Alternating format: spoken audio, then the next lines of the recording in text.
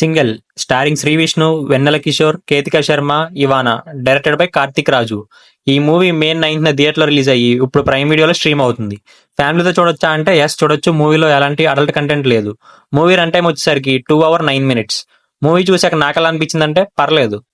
Review లాస్ట్లో rating ఇస్తాను. Full detail review positives and నెగిటివ్స్లో మాట్లాడుకుందాం. కథ విషయానికి వస్తే ట్రైలర్లో చూపించినట్టే మన హీరో మూవీలో ఒక చిన్న బ్యాంక్ ఎంప్లాయ్. ఒకరోజు అనుకోకుండా మెట్రోలో పూర్వాని చూసి ఇష్టపడతాడు. అదే మన కేతికా శర్మ గారు. అండ్ వెంట పడతాడు. పూర్వాని ఇంప్రెస్ చేసే ప్రాసెస్లో మిస్ఫైర్ అయ్యి వేరే అమ్మాయి హరిని ఇంప్రెస్ అయ్యిద్ది. అదే మన ఇవానా గారు.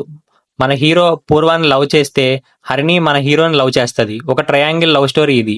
ఫైనల్గా మన హీరోని పూర్వ లవ్ చేస్తుందా లేదా, హర్నీ లవ్ని మన హీరో యాక్సెప్ట్ చేస్తాడా లేదా, లాస్ట్కి ఎవరిని యాక్సెప్ట్ చేస్తారు, ఫైనల్గా మన హీరో సింగిల్ నుంచి మింగిల్ అయ్యాడా లేదా అనేది రిమైనింగ్ స్టోరీ. మన రివ్యూస్ని అందరూ చూస్తున్నారు కానీ మన ఛానల్ ఎవరు సబ్స్క్రైబ్ చేసుకోవడం లేదు. మా ఎఫర్ట్కి మీరు ఇచ్చే సపోర్ట్ అంటే సబ్స్క్రైబ్ చేసుకోవడమే. Please do subscribe our channel for more genuine reviews. మూవీలో పాజిటివ్స్ వచ్చేసరికి శ్రీ విష్ణు అండ్ వెన్నెల కిషోర్ గారి పర్ఫార్మెన్స్ చాలా బాగుంది. కేతికా శర్మ అండ్ ఇవానా గారు కూడా బాగానే చేశారు వాళ్ళకి ఇచ్చిన రోల్స్లో. మూవీ స్టార్టింగ్ నుంచి ఎండింగ్ వరకు వెన్నెల కిషోర్ గారు ఉంటారు.